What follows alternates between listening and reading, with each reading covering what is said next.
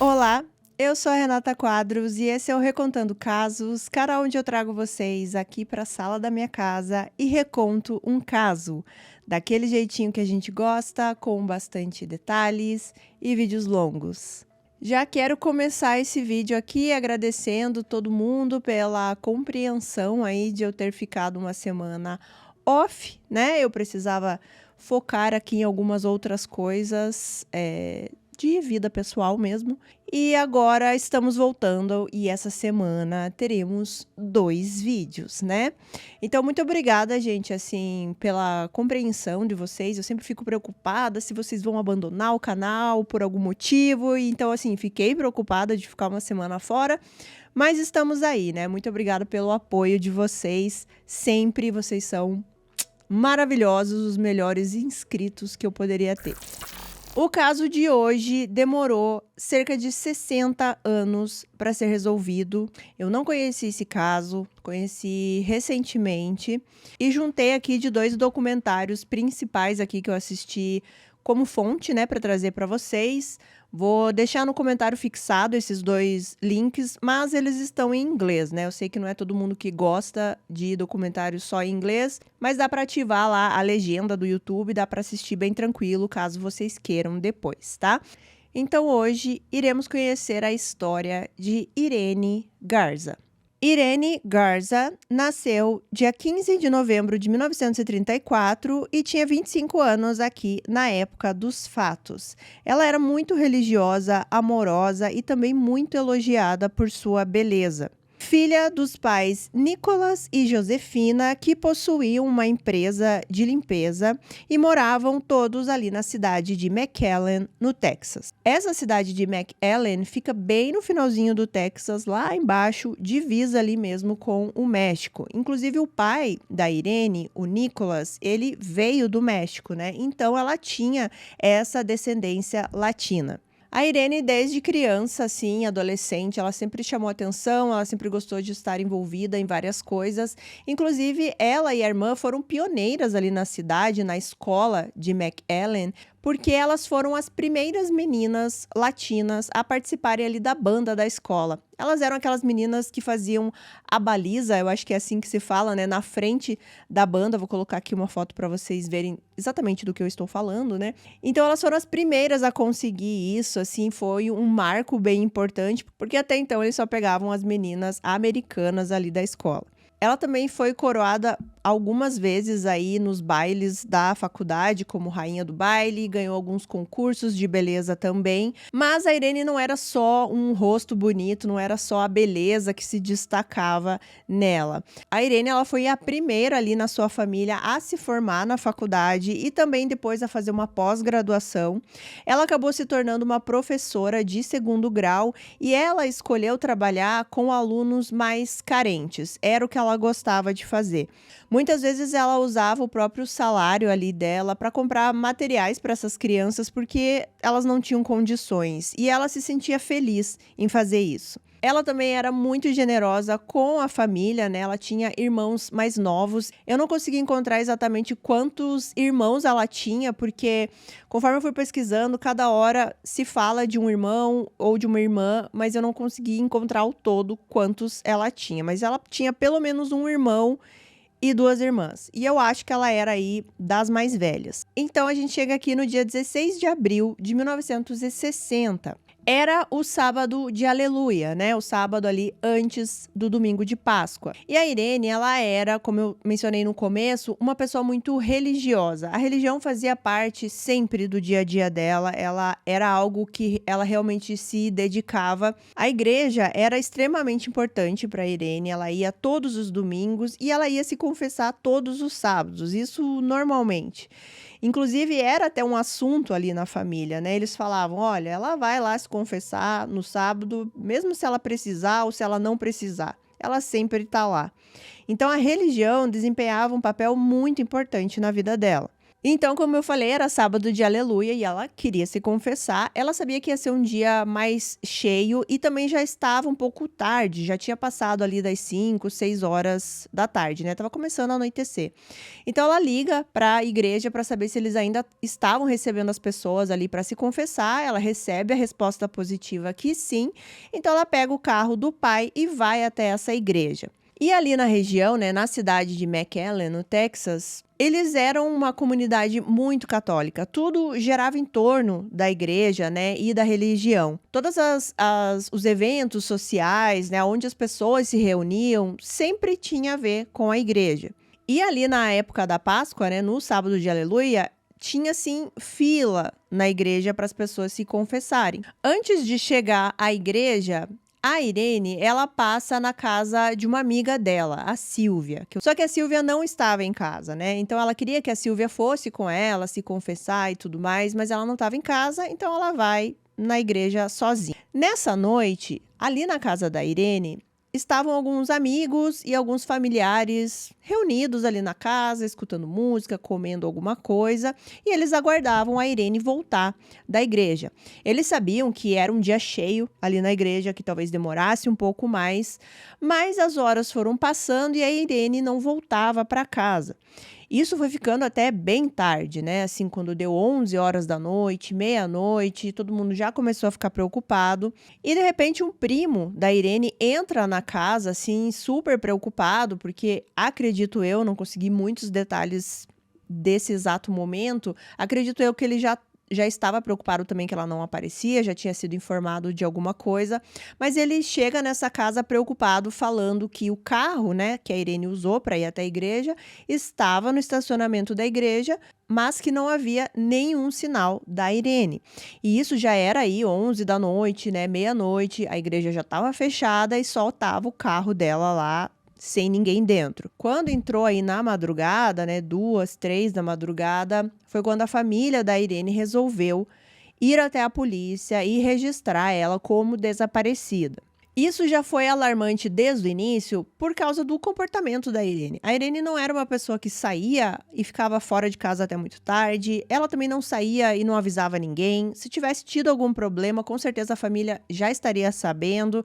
E o fato do carro estar lá, né, sem ninguém no estacionamento, o resto tudo vazio, sem ninguém ao redor, indicava que algo ruim tinha acontecido. E uma coisa que eu achei até incrível nesse caso é que assim que a família vai até a polícia falar que ela tinha desaparecido, a polícia já começa a investigar.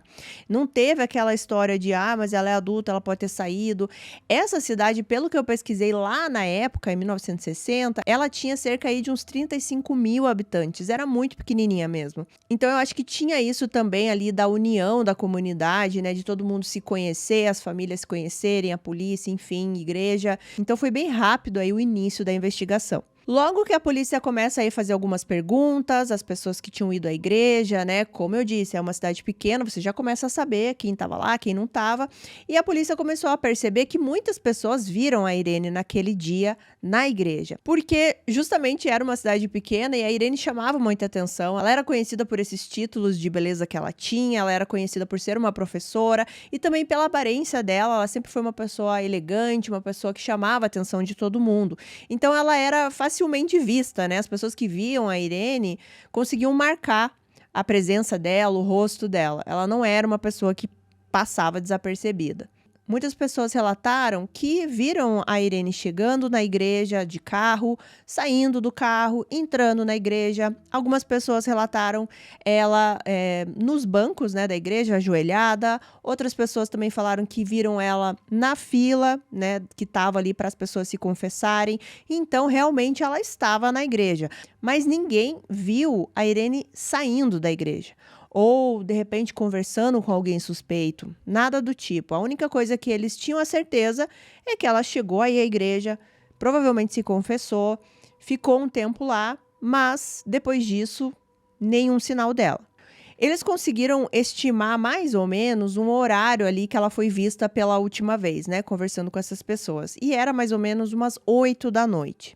A busca pela Irene foi algo bem grandioso ali, mesmo para essa cidade tão pequena. Cerca de 70 oficiais começaram essa busca, tanto a pé quanto a cavalo, todo mundo estava ajudando. Alguns policiais ficaram aí 1, 2 dias até sem dormir, direto tentando encontrar alguma coisa. A amiga dela, que eu já mencionei aqui, a Silvia, ela disse que ficou todo esse tempo na casa da Irene, assim, tentando ajudar a família de alguma forma, mas também com aquela pequena esperança de que ela fosse voltar para casa.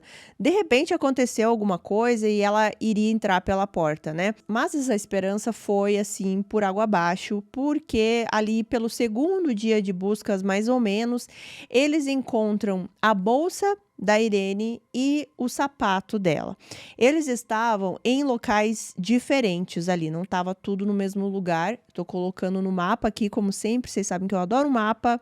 Tô colocando no mapa aqui para vocês terem uma ideia mais ou menos de onde eles foram encontrados. E aí, quando eles encontraram esses pertences, a ideia de que ela pudesse voltar, que ela estava num lugar, já não existia mais. Agora eles tinham a certeza que algo muito, muito ruim tinha acontecido, inclusive algumas pessoas já tinham a certeza que ela já não estava mais viva. E uma coisa que aconteceu nesse caso que eu acho assim muito triste e acontece muito, né? Muito mais do que a gente pensa, assim, que são pessoas que querem tirar proveito dessa situação de alguma forma, né? Nesse caso aconteceram 2 situações. Uma das situações foi o de uma pessoa que ligou para a família da Irene falando que ela sabia onde a Irene estava e que ela estava sequestrada num motel numa cidade vizinha. A polícia, claro, foi checar essa informação, chegou nesse motel, procurou, vasculhou até eles perceberem que era uma informação falsa. E outra situação foi de uma garçonete que ligou para a polícia, falando que ela estava ali com um cliente no bar dela, né, onde ela trabalhava. Esse cliente estava meio desorientado, tinha bebido um pouco e ele estava falando o tempo inteiro que ele tinha tirado a vida da Irene. A polícia também vai atrás desse cara, também interroga ele, começa a ver álibis e tudo mais, até eles descobrirem que também era uma mentira. E eu não consigo entender, gente, isso acontece em alguns casos que eu já vi, com certeza vocês também, de pessoas que estão ali só para atrapalhar e chamar uma atenção para si que eu não consigo entender, porque não é uma atenção positiva, certo, né? Contar uma mentira, não pensar na dor da família, assim, para mim é uma coisa que não entra na minha cabeça, simples assim. Eu fico até sem saber o que dizer, mas aconteceu nesse caso. A Irene, ela já estava desaparecida aí há uns 5 dias mais ou menos, quando o pior acontece. O corpo dela é encontrado. E ele estava num canal de irrigação ali da cidade. Ela foi descoberta por algumas pessoas que estavam andando por ali, né? Viram e ligaram para a polícia. Pelo que os policiais puderam olhar ali, parecia que ela já estava ali há algum tempo, né? Provavelmente já desde o dia que ela sumiu, ou talvez um dia depois que ela sumiu, mas no mínimo ela estava ali uns 4 dias. Ela estava sem os sapatos, né? Óbvio, eles foram encontrados em outro lugar. Ela também estava sem as roupas íntimas. Ela usava uma saia longa e daí, antigamente a gente sabe que usava-se um tipo de saia por baixo da saia, que o nome é anágua, que é o que dá aquele volume para a saia. Essa anágua, ele estava assim meio que por cima da cabeça dela, assim como se estivesse envolto, né? Provavelmente a água fez isso. Mas eles perceberam que ela estava com uma espécie de um plástico na cabeça, a blusa dela estava desabotoada e a autópsia posteriormente revelou que ela tinha sido espancada abusadamente, mas que a causa da morte foi asfixia. Eles conseguiram determinar que não tinha água no pulmão dela, então quer dizer que ela foi jogada ali naquele canal já sem vida. Na cena do crime ali onde foi encontrado o corpo da Irene, as provas, né, evidências eram mínimas. O que eles encontraram eram algumas marcas nessa anágua, né, dela que eu falei para vocês, que parecia de um sapato masculino, mas era algo assim, uma marca, poderia ser vários tipos de sapato e era a única coisa que a polícia tinha naquele momento. Passaram-se aí alguns dias, cerca de 2 semanas. Eles resolveram drenar aquele canal para ver se tinha mais alguma coisa no fundo, de repente uma arma do crime, algo do tipo. Eles não encontraram nenhuma arma, mas eles encontraram um objeto bem particular. Era um visualizador de slides da Kodak. É uma coisa que eu nunca tinha visto na vida, tô colocando uma foto aqui para vocês, mas pelo que eu entendi, é um aparelho que você coloca ali um único slide para você projetar na parede, né? Ele é um mini projetor. E isso estava ali embaixo, né? Estava no fundo do canal onde ela foi encontrada. Então eles recolhem essa evidência. Era uma pista que não fazia muito sentido, e então os policiais ali resolvem recorrer ao público. Eles colocam uma foto desse objeto no jornal para ver se alguém se identificava como o dono daquele objeto. E é exatamente isso que acontece. Eles receberam um contato do padre John Fite. Em algumas fontes diz que foi um telefonema, outras fontes diz que foi uma carta, mas enfim, de qualquer forma, esse padre chega para a polícia e diz: olha, aquele visualizador de slides é meu. Esse padre John Fite, ele era um padre novo ali na igreja Sagrado Coração, que era a igreja aonde a Irene tinha ido. Então isso já levantou algumas suspeitas já de cara. A polícia queria saber quais eram os passos desse padre naquele dia quando a Irene desapareceu. Então, primeiro, ele disse que ele não viu a Irene, que ele não tinha escutado a confissão dela.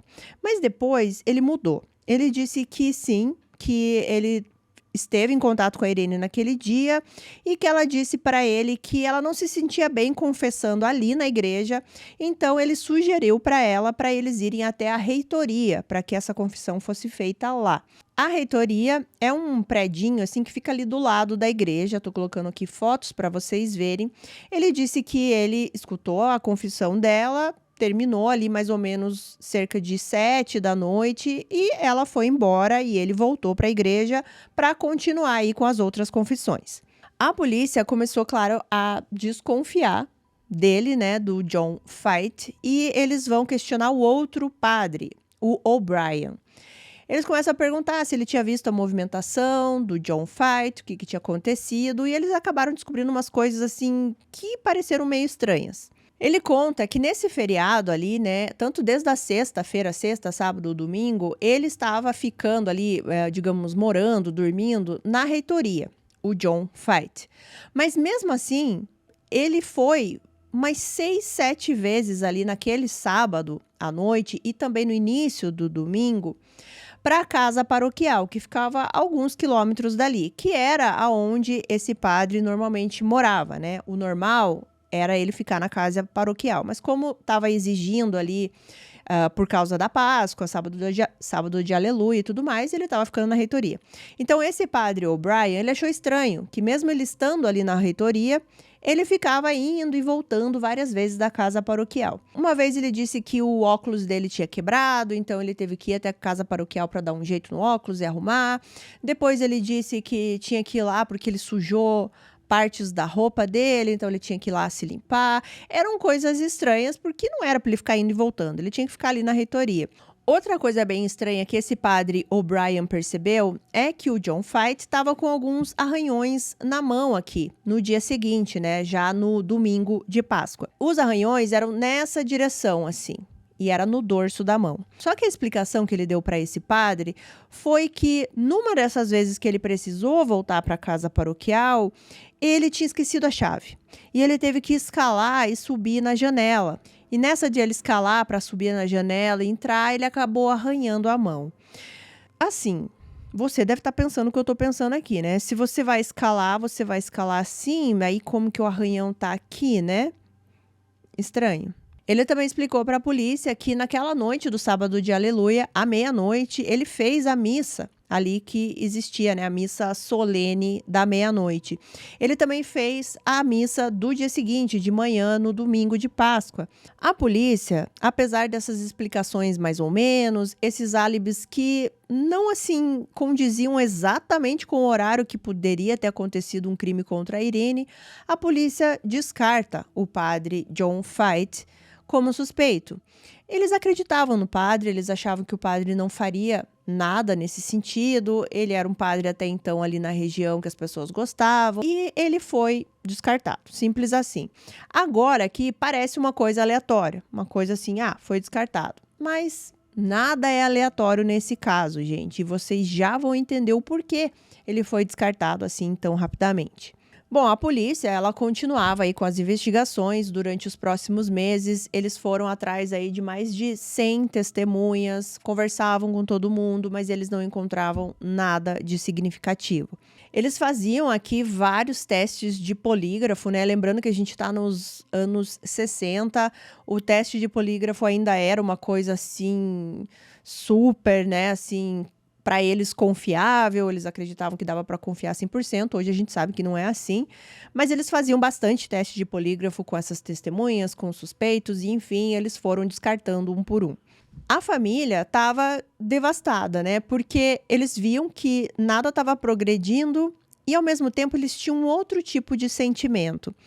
Eles percebiam que, por mais que eles ficassem lá atrás da polícia, tentando falar: olha, vai investigar isso, irem atrás de alguma resposta, investigarem mais, eles sentiam que a polícia ali, ela estava meio que numa reação do tipo: ah, vamos deixar isso para lá porque não tem nada aqui pra gente investigar, não vai dar em nada. Parecia que eles queriam esquecer o que tinha acontecido. Passaram-se, gente, 42 anos. E a família da Irene, ela se recusava a esquecer esse caso.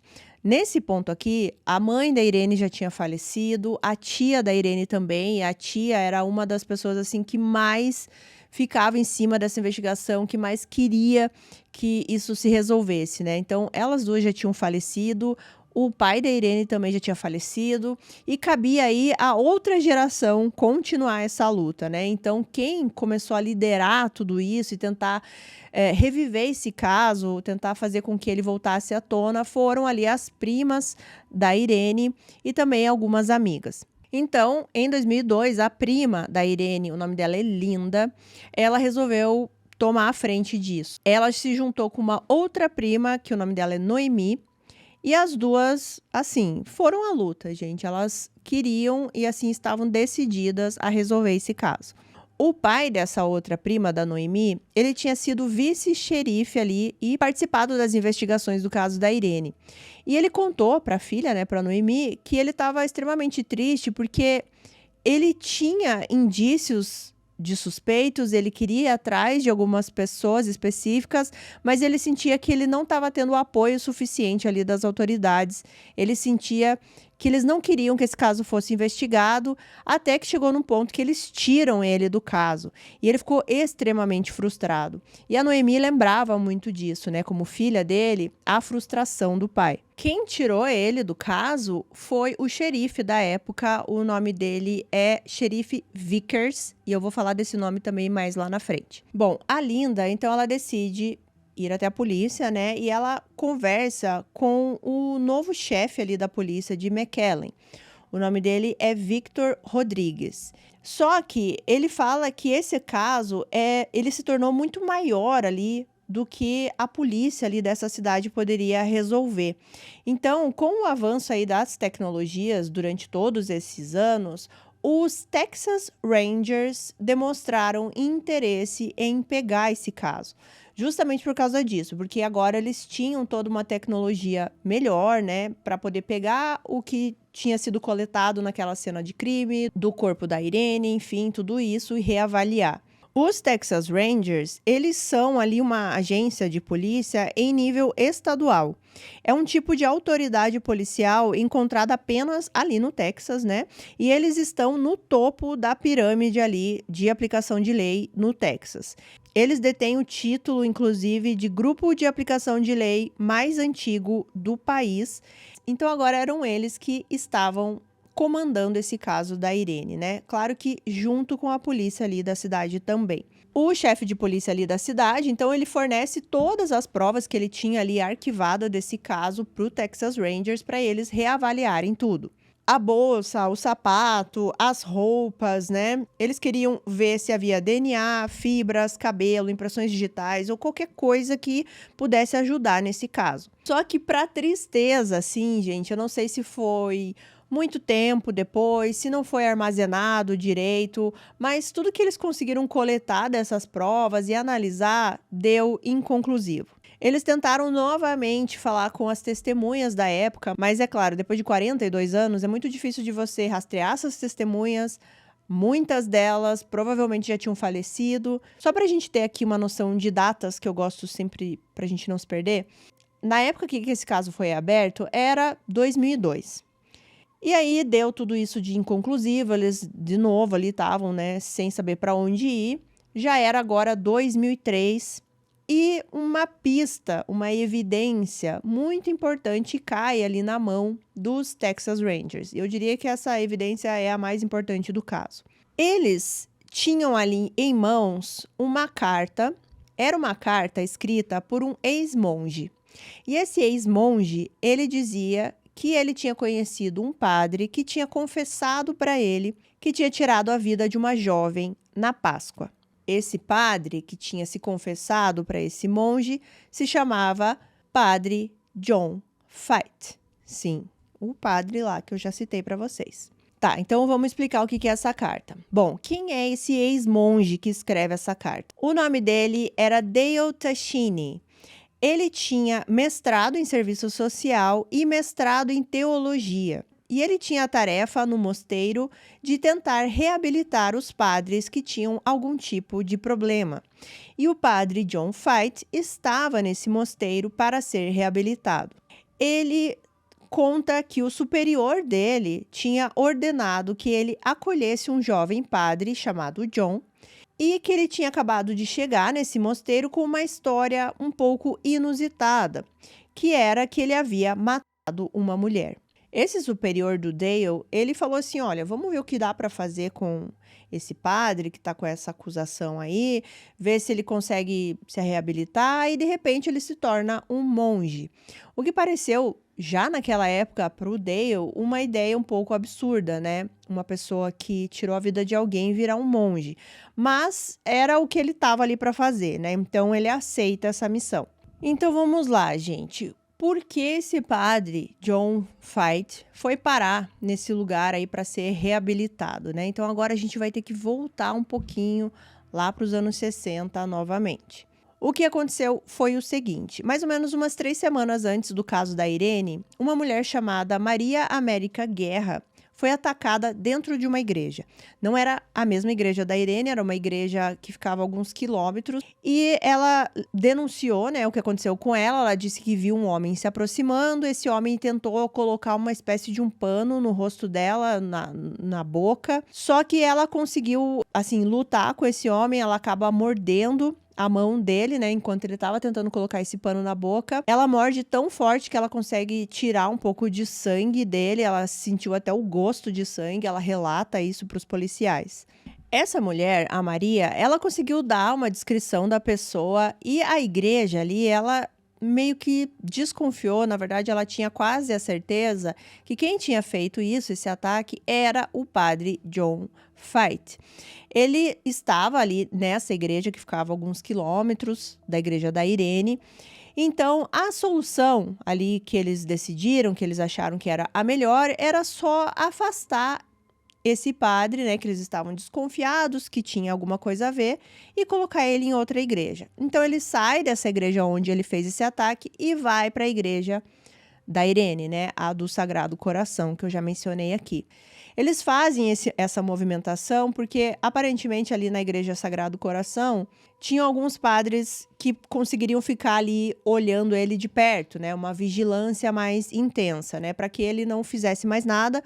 E também, é claro, para dar uma abafada nesse caso da Maria. Mas outra coisa também acontece, mais ou menos nessa mesma época, antes do caso da Irene, semanas antes, uma outra mulher chamada Beatrice Garcia, ela estava indo para o trabalho, a pé, andando na rua, quando um carro se aproximou dela e era o carro do padre Fight, né, do John Fight. Ele abaixa o vidro e começa a falar algumas coisas para ela.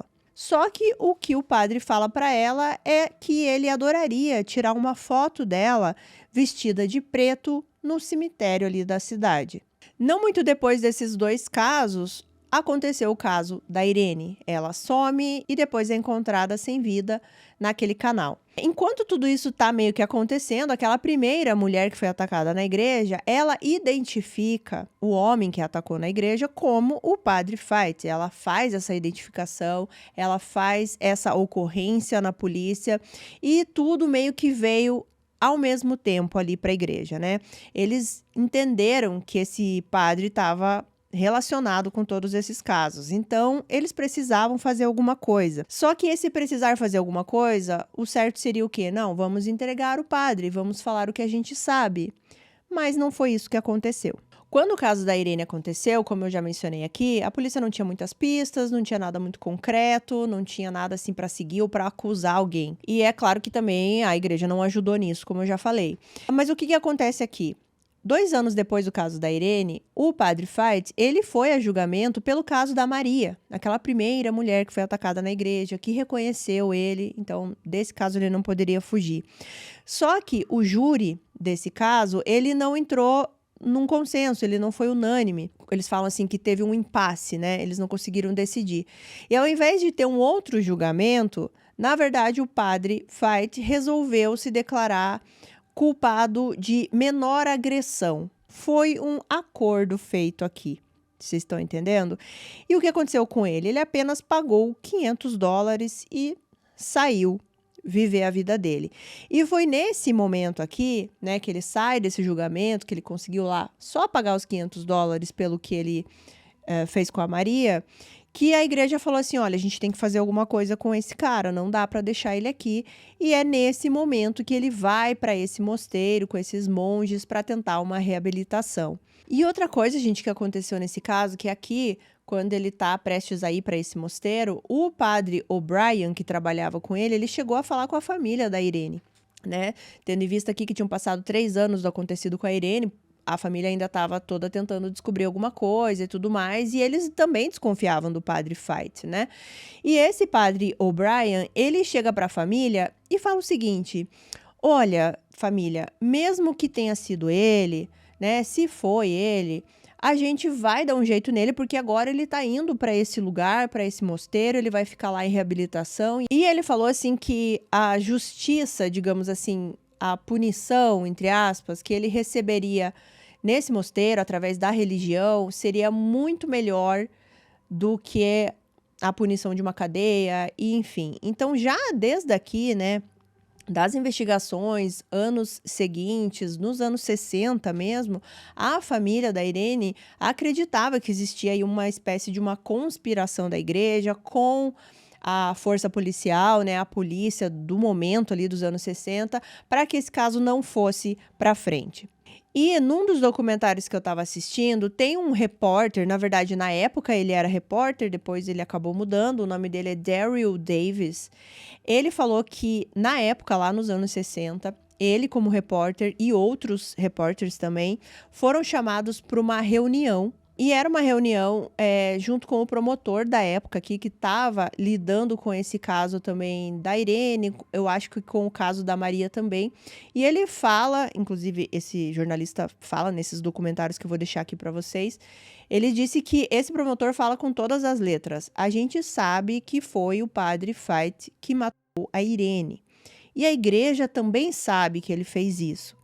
Então, a gente resolveu fazer aqui um acordo para que, de alguma forma, esse cara seja punido. Só que qual era o acordo, gente? O acordo seria que, em troca da confissão que ele fez no caso da Maria, aquela primeira mulher que foi atacada, ele não seria mais processado pelo caso da Irene. Então, foi por isso que ele fez essa confissão.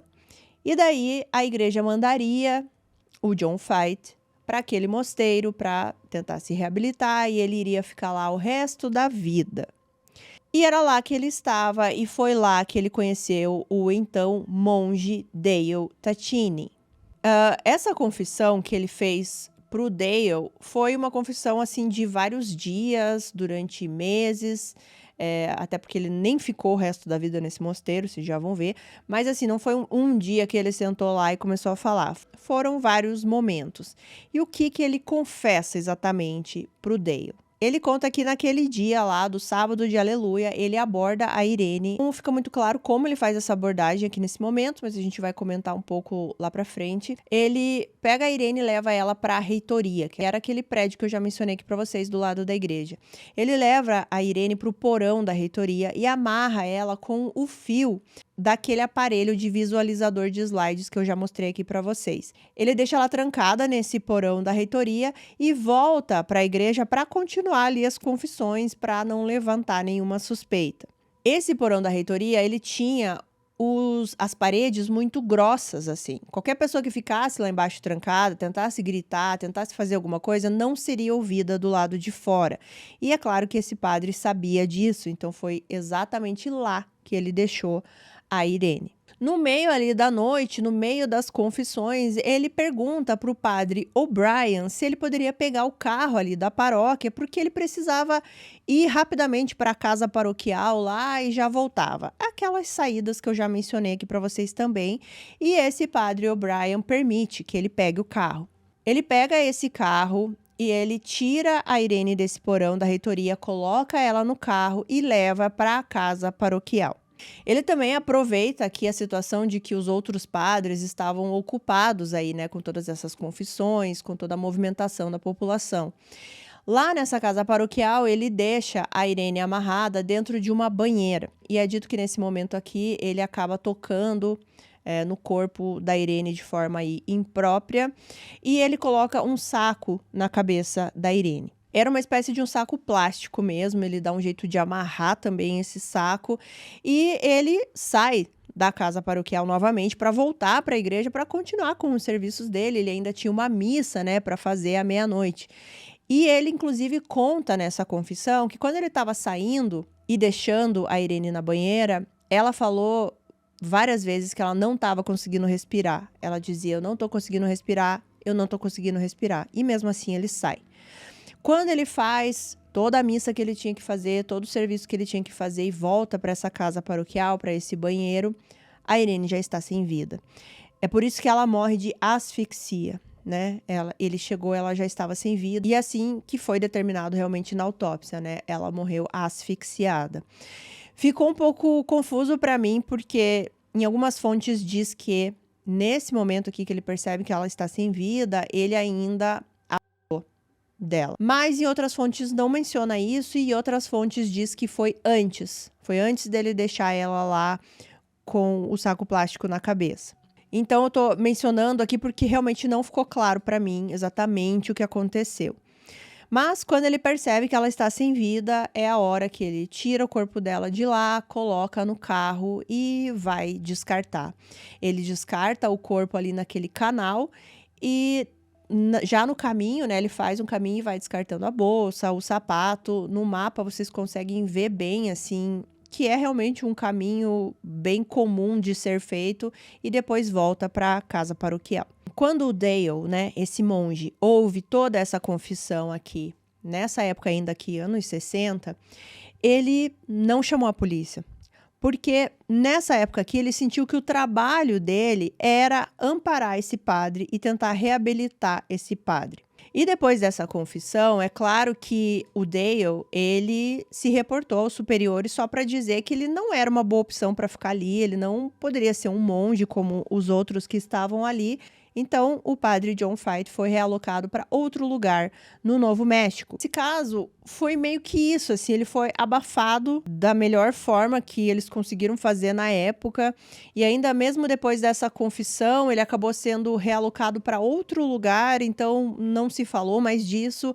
E o monge, né, o Dale, ele manteve o juramento dele de sigilo esse tempo todo, até 2002. Quando ele resolveu escrever as memórias da vida dele, todo o tempo que ele passou ali dentro da Igreja Católica. E ele era consumido por essa culpa de ter ouvido essa confissão e nunca ter feito nada. Ele já não era mais monge aqui nessa época, ele já tinha finalizado isso há algum tempo na vida dele, né? Então aqui em 2002, ele estava com aquela culpa assim no ápice, aquela culpa corroendo ele já há 40 anos. E ele queria fazer alguma coisa, inclusive ele fala isso num documentário, que ele queria resolver isso, que ele queria ir atrás dessa confissão e ver realmente o que tinha acontecido para dar uma resposta para a família antes dele morrer. E daí, quando ele escreve essa carta falando dessa confissão, ele manda para a polícia em 2002. Só que o Texas Rangers, eles só conseguem essa carta, eles só têm acesso a essa carta em 2003. Por quê? Porque esse ex-monge, né, o Dale, ele mandou a carta para um departamento de polícia numa cidade vizinha. Na confissão que o padre John Fight faz para o Dale, ele não deu dados específicos. Ele não fala exatamente qual foi a cidade que aconteceu, qual foi exatamente a igreja que aconteceu. Então, quando ele escreve essa carta falando da confissão, ele acaba enviando essa carta para a polícia de San Antônio, que é vizinho ali, né? E até eles entenderem de que crime que ele estava falando, para quem poderia ser útil essa carta, demorou um tempo, né? Porque a polícia ali de San Antônio não sabia desse crime da Irene, não estava familiarizado, pelo menos, com esse crime. Então, até fazer essas conexões e essa carta chegar ali em McAllen, né, e também ao Texas Rangers, enfim, demorou esse tempinho. Por isso que só em 2003 que essa carta aparece ali na investigação. Com essa carta nas mãos agora ali, a polícia que estava investigando esse caso, que tinha reaberto ali agora em 2003, tá? Voltamos para 2003. Eles começaram a pensar assim, gente, tudo apontava para o padre John Fight. Por que eles não continuaram a investigação em cima dele? Por que não foram atrás dele? Então, cada vez que eles começavam a reavaliar tudo, olhar tudo que eles tinham reunido desse caso, eles tinham mais certeza de que sim, esse caso foi abafado pela igreja, foi abafado pela polícia, não queriam nenhum tipo de escândalo relacionado à igreja. E daí que eles começaram, né, a reavaliar, por exemplo, os álibis do John Fight, os álibis que ele deu na época dos anos 60, e que não fazia sentido, porque ele poderia ter cometido o crime mesmo tendo participado daquela missa da meia-noite, estando ali nas confissões, né? Era só uma questão ali de reavaliar os horários, tentar entender o horário que ela sumiu, o horário que ele saiu da igreja. Então, era uma coisa que estava totalmente furada e ninguém foi a fundo disso na época. Aquelas desculpas, né, que ele deu, falando que precisava do carro porque tinha quebrado um óculos, daí depois porque sujou a roupa, daí depois aqueles arranhões na mão que ele falou que era porque ele foi escalar a janela, que ele tinha esquecido a chave, mas assim, os arranhões estavam no dorso, na mão e não aqui, em nenhum lugar que seria plausível caso ele tivesse escalado. Então, nada disso, assim, criou dúvidas, nada disso assim foi suficiente para acharem que ele era um suspeito, assim, na verdade, o único suspeito. E agora eles conseguiam ligar toda essa movimentação aí da noite do padre John Fight com essa confissão que eles tinham nessa carta e conseguiam ver que tudo batia e que, na verdade, tudo fazia parte aí da movimentação do crime. Uma coisa que eu esqueci de falar pra vocês também é que o padre John Fight, ele fala na época também, assim, começa a dar umas desculpas que nem tinham perguntado pra ele ainda. Ele falou que depois da missa da meia-noite, e ele fazia isso com alguma frequência, e ele gostava de pegar o carro e sair pela cidade andando meio que sem rumo, pra dar uma espairecida na cabeça. E hoje em dia a polícia sabe que toda essa saidinha que ele deu para espairecer e andar pela cidade era porque ele estava descartando também os pertences, né, e o corpo da Irene. Outra coisa que eles descobriram agora, aqui em 2003, reavaliando tudo, foi que o padre ele fez alguns testes de polígrafo. E o que não foi falado na época era que ele falhou em todos. Lembra que eu falei que eles faziam teste de polígrafo em todo mundo, porque era uma tecnologia ainda que eles super acreditavam, né? Mas no padre eles também fizeram. Só que a diferença é que ele não passou nos testes, e isso também não foi levantado.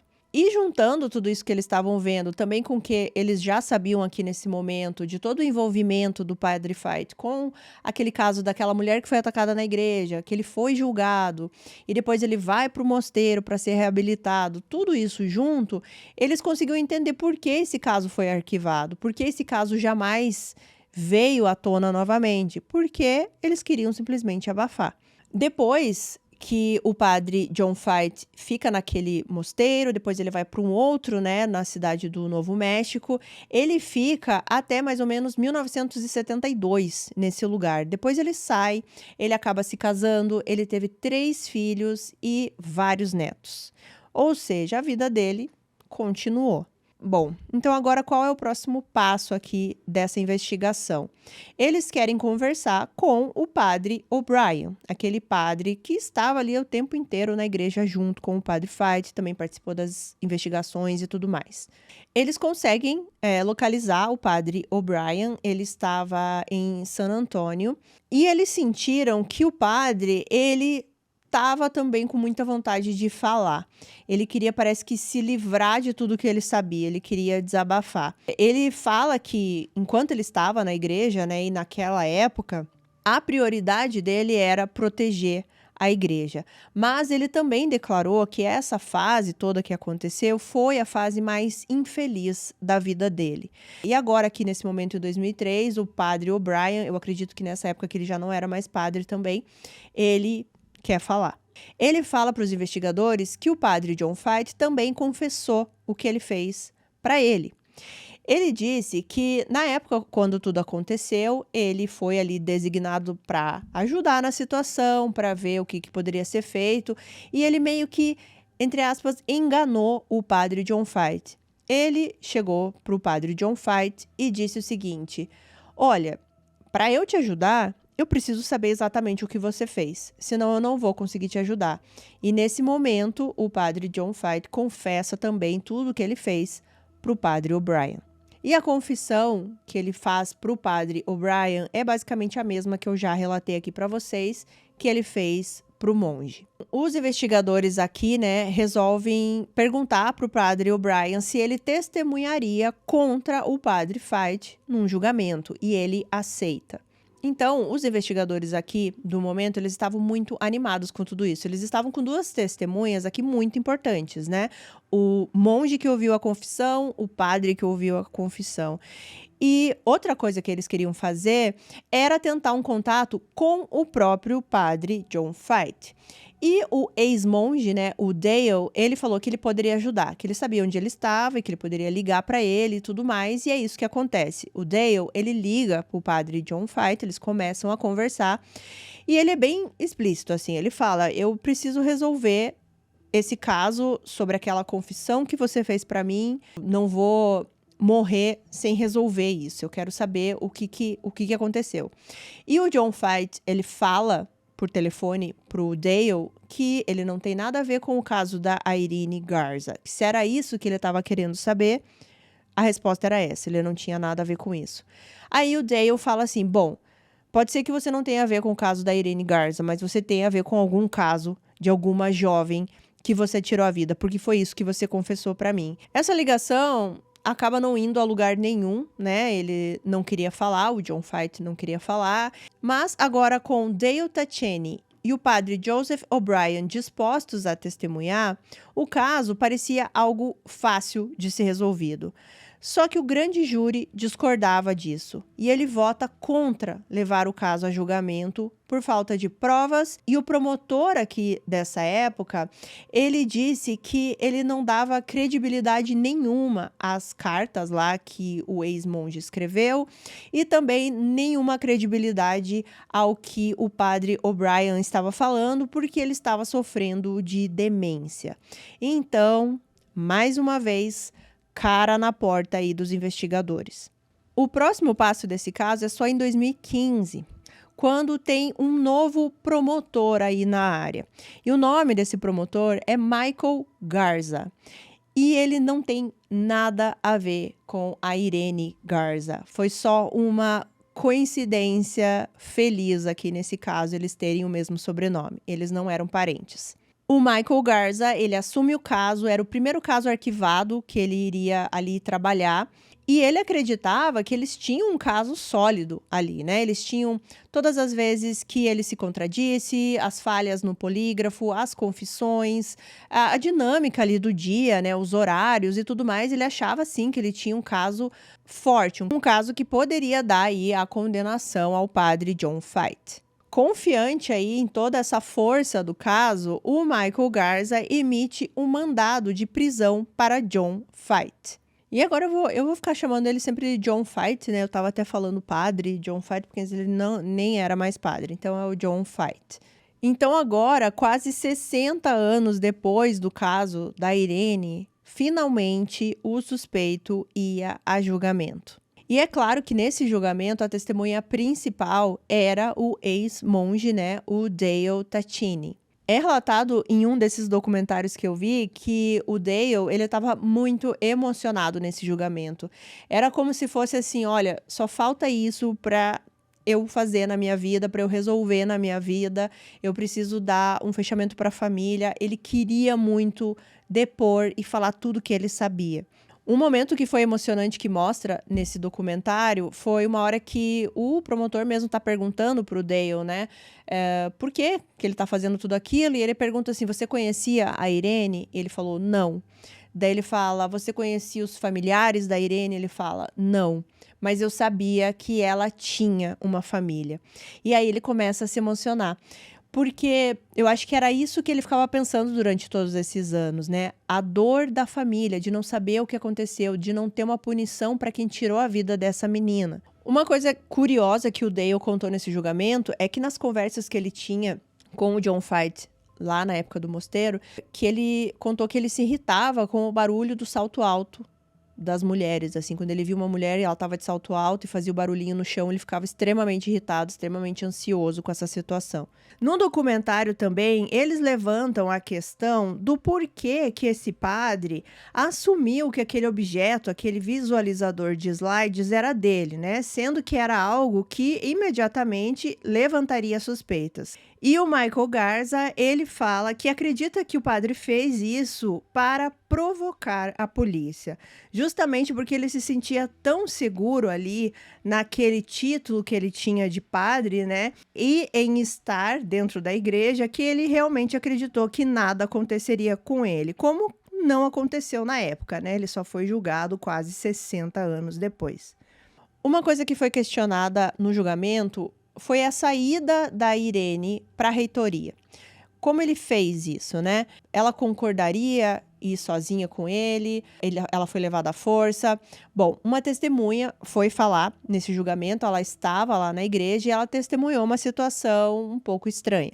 Essa testemunha disse que viu o padre meio que discutindo, parecia que eles estavam tendo uma espécie de uma briga, assim, ele levantou um pouco a voz para ela e fez alguns movimentos bruscos, tirando ela do confessionário, falando que ela teria que se confessar na reitoria. Ele falou algo como se ela fosse muito boa para fazer a confissão ali naquele confessionário, ela teria que ir para a reitoria.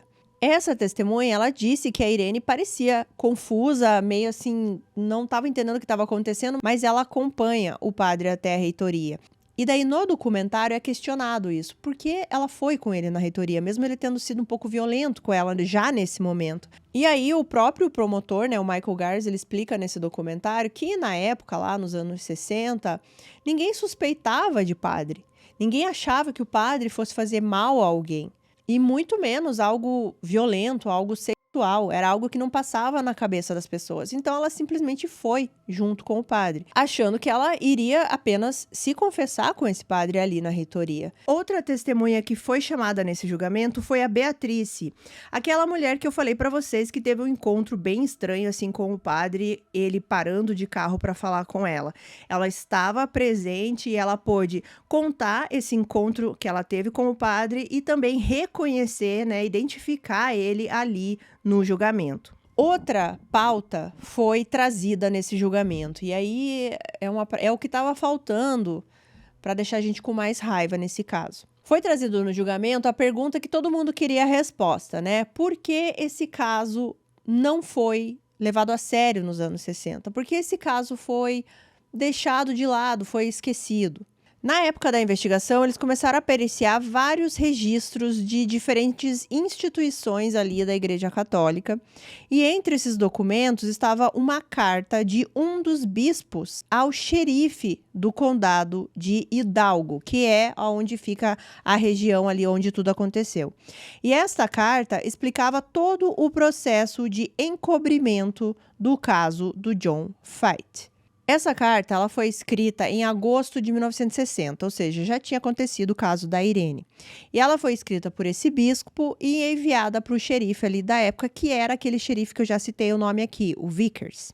E basicamente eles estavam preocupados nessa carta que todo esse caso da Irene, que se viesse à tona, que se soubessem que era o John Fight o culpado, iria manchar a imagem da Igreja Católica. Mas tinha política no meio também. Sim, porque aqui na época, quem estava concorrendo aí à presidência dos Estados Unidos era o John F. Kennedy. E o John F. Kennedy era católico e ele seria, na época, o primeiro presidente católico dos Estados Unidos. Então, eles queriam evitar qualquer polêmica ao redor da Igreja Católica. Eles estavam preocupados com a política, com a imagem da igreja. Em nenhum momento eles estavam preocupados em dar uma resposta para o caso da Irene ou alguma preocupação à família da Irene. Então, a solução para tudo isso era realmente encobrir tudo, abafar da melhor forma possível, e foi tudo aquilo que eu já expliquei, né? Foram várias medidas tomadas para que esse caso ficasse esquecido. Inclusive, mandar ele para o mosteiro, inclusive combinar lá a confissão dele para que ele não fosse processado pelo caso da Irene, tudo isso que eu já mencionei aqui. Mas eu quero frisar, né, que além de tudo isso, de toda essa corrupção, de todo esse encobrimento, também tinha esse lado político. O que me deixa com muita raiva, gente, quando a política é colocada assim como a primeira coisa de tudo, entendeu? Assim, acima das pessoas, acima da dor das pessoas, acima de tudo, assim, e já naquela época. Então a gente vê que não é uma coisa de agora, não é uma coisa de 4 anos atrás, 6, 7, 8, 9, 10 anos atrás, não. É de sempre. E sempre vai ser assim, é por isso que eu odeio política, gente. Me desculpa, eu não vou falar disso no meu canal, mas se tem uma coisa que eu não gosto, é política. E me dá muita, assim, frustração saber que a gente depende dessas pessoas, né? E aqui nos anos 60 não era diferente. Tudo isso eles estavam preocupados com a eleição do John F. Kennedy, para não manchar a imagem da Igreja Católica. E para isso, dane-se a família da Irene, dane-se que não vai resolver esse caso, né? Que o cara vai continuar solto, que ele não vai ser punido. Mas ainda bem que as coisas mudam, né? E aqui a gente tá no julgamento desse cara que achou que iria morrer impune. Bom, voltando então aqui ao julgamento, né? Eu não mencionei aqui, mas o John Fight aqui nesse momento estava com 85 anos enquanto ele estava sendo julgado, né? Eu já coloquei aqui algumas fotos para vocês verem o estado dele, né? Mas só para frisar, 85 anos.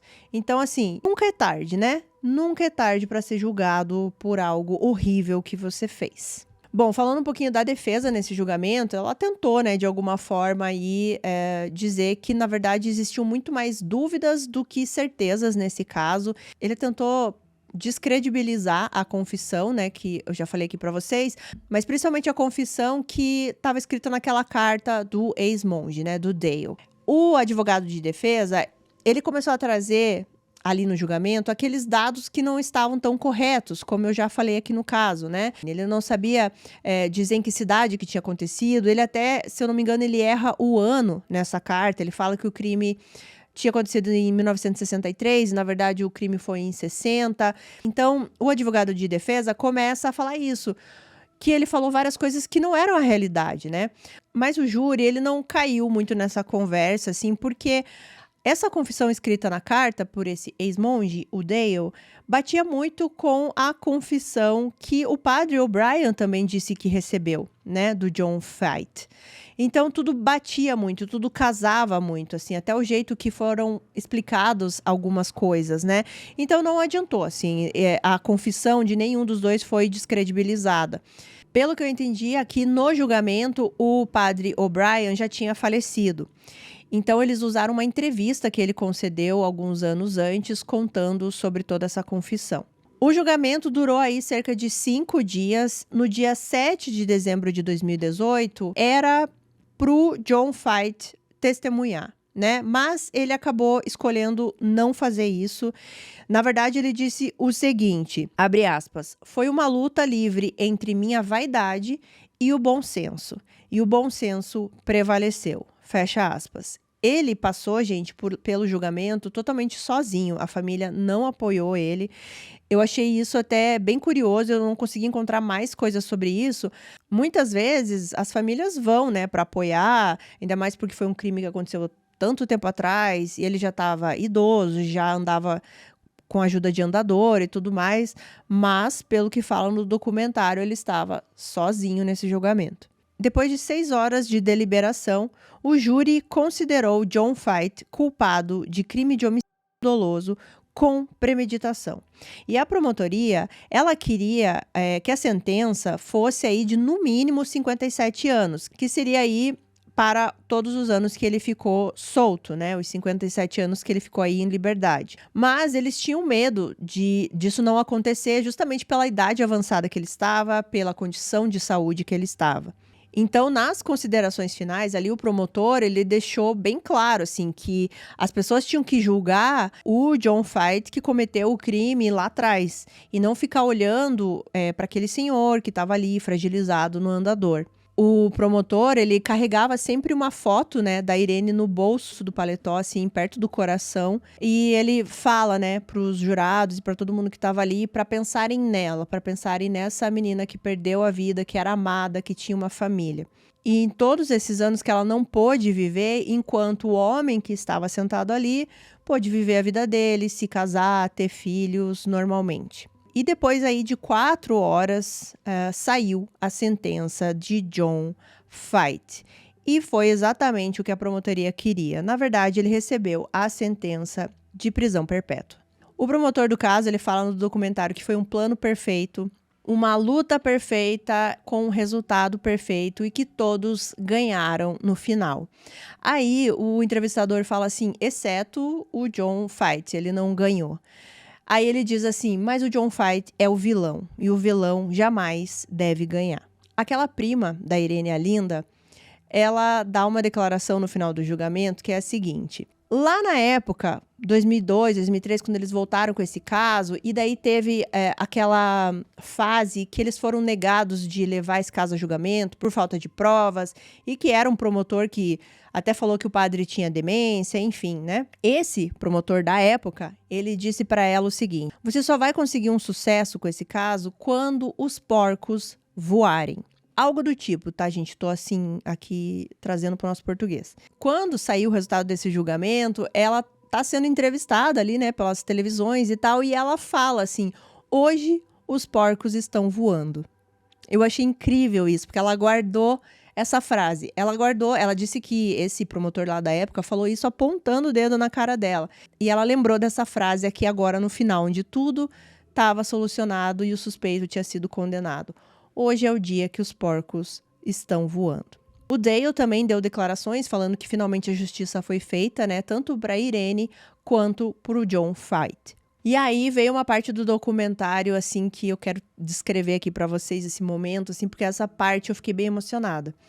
A Linda, novamente, né, a prima da Irene, ela disse que quando acabou esse julgamento, quando ele foi condenado, sentenciado, enfim, ela saiu ali do tribunal, do prédio, e estava, gente, nevando. E é uma coisa muito rara de acontecer naquela cidade, naquela parte do Texas. E era uma neve bem fininha, assim, tava tudo já muito branco. E ela disse que quando ela saiu do prédio, ela sentia que aquela neve era a Irene. Era como se aquela neve branquinha, assim, estivesse limpando tudo de feio, tudo de ruim que aconteceu nesse caso, toda a corrupção, toda a parte ali política e de acobertar todo esse caso. Parecia que ela estava ali agora respirando, né? E falando ali para os familiares, é isso, agora tá tudo resolvido, eu tô bem e vocês sigam a vida de vocês. Eu não sei se eu mencionei aqui, mas o julgamento aconteceu em 2018, né?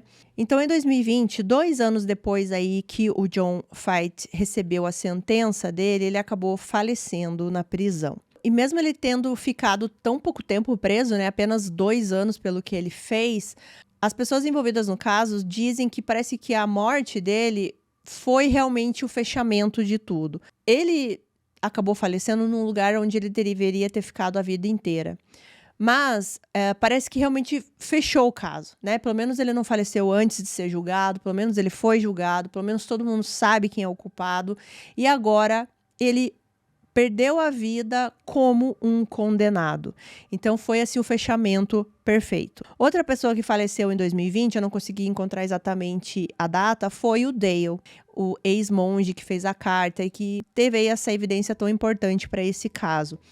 Ele faleceu e ele foi enterrado no cemitério daquele mosteiro que ele passou grande parte da vida dele. O Michael Garza, eu não mencionei aqui, mas ele é uma pessoa muito católica, né? E ele disse que quando ele pegou esse caso, quando ele ficou sabendo de tudo, na verdade ele já sabia desse caso mesmo antes de ser promotor, porque era um caso que sempre se falou ali na região, na cidade, da moça que foi se confessar e nunca mais saiu da igreja, né? E depois foi encontrada num canal.